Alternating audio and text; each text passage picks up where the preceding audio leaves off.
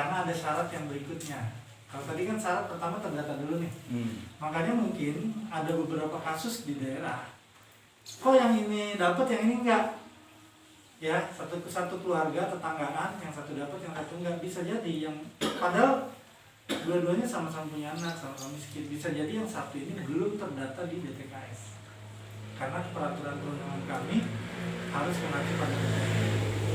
Maka langkah pertama pastikan dia masuk data. Nah kemudian yang kedua, dia syaratnya apa supaya dapat PKH?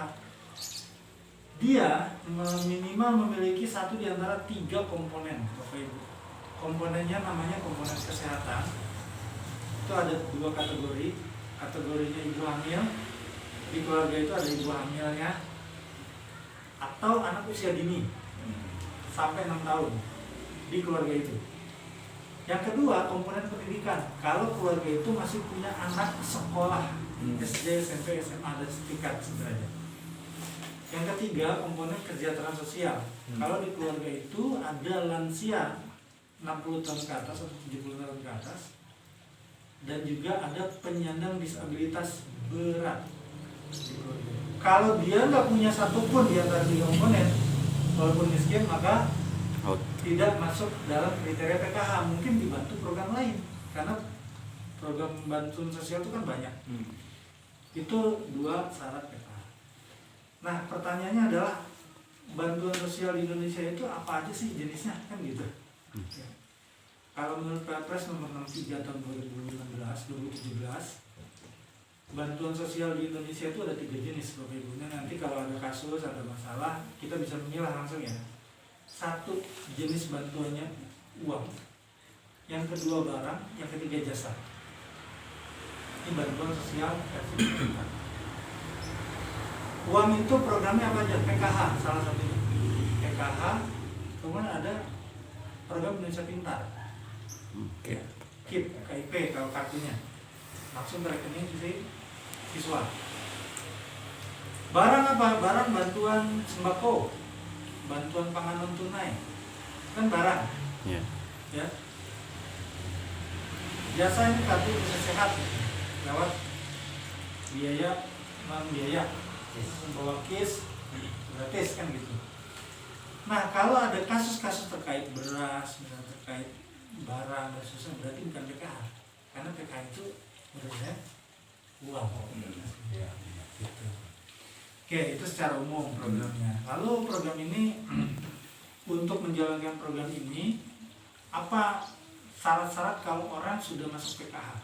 Jadi misalnya keluarga Susilowati udah masuk ke PKH, berarti Ibu Susilowati ini wajib ikut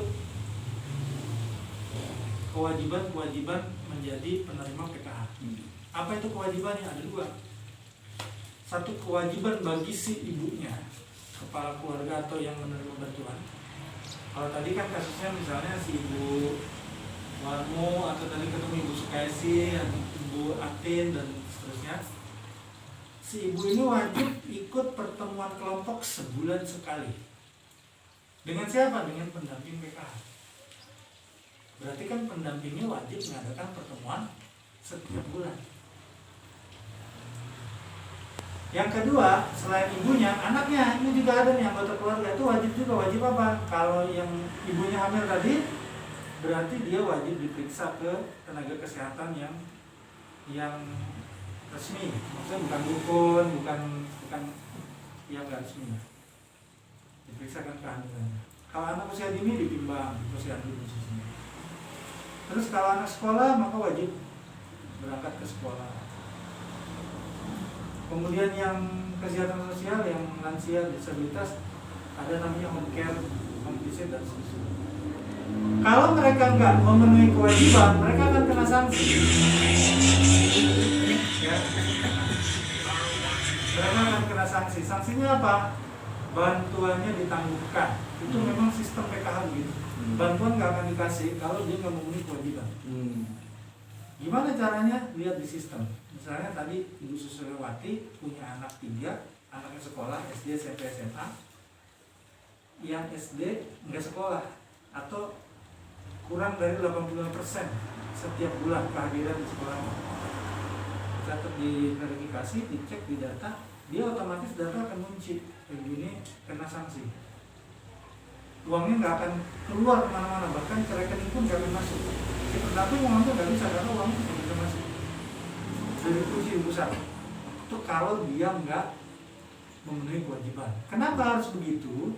Karena tadi PKH itu peningkatan kualitas sumber daya manusia supaya ibu ini atau keluarga ini berubah mindsetnya, pola pikirnya. Yang tadinya anaknya dibiarin ke kebun, mungkin lulus SD, bukannya masuk sekolah SMP diikutin bapaknya ke kebun karena susah nyari uang, saya ditarik. Kalau mau dapat PKH tarik suruh sekolah. Ini kita bicara ideal program ya, supaya kita punya pemahaman. Nah, selain itu ada kewajiban tadi pertemuan kelompok setiap bulan. Sebenarnya di dalam pertemuan kelompok itu kami Kementerian Sosial sudah melatih semua SDM PKH di Indonesia.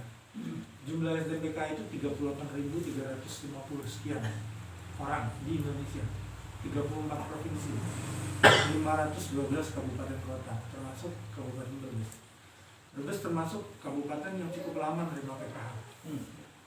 Saya beberapa kali datang ke sini sebenarnya untuk uji coba program, namanya program Family Development Session sejak 2011 sampai terakhir 2015. Uji coba pertemuan kelompok yang bermanfaat, yang ada sekolahnya di situ, sekolah bagi si penerima manfaat. Nah, kami sudah melatihkan SDM-nya. Oleh karena itu tugas kami yang pertama sebelum SDM itu terjun kerja di lapangan, kami latih dia. Selesai kami latih, kami beri fakta integritas. Kami juga punya, PKH punya namanya kode etik. Kode etik sumber daya manusia program keluarga harapan. Kalau siapapun di pusat maupun di daerah yang melaksanakan program keluarga harapan, ada dua kesalahan besar yang tidak boleh dilakukan siapapun yang melakukan PKH. Sebenarnya di kehidupan normal juga nggak boleh ya. Satu manipulasi data. Datanya dibohongin. Laporan ibunya anaknya cuma 1 ditulis 2 supaya dapat bantuannya banyak. Ditulis 2 yang tadinya anaknya cuma SD itu 900.000, ditulis SMA dapat 2 juta. Sisanya 1,1 misalnya nih setahun. Itu kalau satu keluarga, kalau 100.000 keluarga 100 miliar negara rugi gara-gara manipulasi data. Itu tindak pidana. Yang kedua, penyelewengan dana. Rp1, Rp2 itu kami nggak boleh sebenarnya. Siapapun dari daerah sampai pusat itu akan ada konsekuensi. Konsekuensinya apa? Kalau pidana kan tindak pidana tahu kan, ini kan masalah hukum ya, maka namanya hukum. Permasalahannya adalah beberapa kali mungkin kita menemukan kasus namanya kasus sebenarnya kan tidak meluas. Misalnya dia kasuistik bisa terjadi di satu orang, kemudian dia membuat tadi katakan karena membuat sistem jadi seperti sistematis gitu. Nah kasus ini kita lokalisir jangan sampai dia nyebar seperti kanker ke tempat lain. Karena bisa aja kalau ini terjadi banyak ya, menyebar di tempat lain, itu akan kami evaluasi pelaksanaan PKH di kabupaten tersebut. Gitu.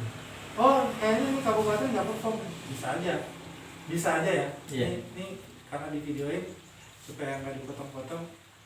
Bisa saja hasil evaluasinya mengatakan apakah layak dilanjutkan PKH di kabupaten ini atau tidak. Gitu. Kalau hanya beberapa kasus terjadi, maka kasus itu yang kita potong. Sama seperti tubuh kita. Kalau ada kanker kan mungkin tubuhnya dibunuh kan, kanker yang dibuang. Sama seperti itu. Kalau ada kasus terjadi di SDM misalnya, maka penanganannya adalah ya yang ini dilokalisir, dikit dia nggak menyebar, menular ke yang lain, melakukan hal yang sama, ya tidak ada penularan. Terus, makanya yang kita pangkas. Jadi secara umum logika program kami seperti itu. Nah kami berusaha di Kementerian Sosial itu membuat sistem yang bisa saling mengontrol sebenarnya. Makanya yang dibuat sistem berjenjang. Berjenjang itu maksudnya apa? SDM itu bukan hanya ada di kecamatan. Kita basicnya paling rendah kan di kecamatan sebenarnya, bukan di desa.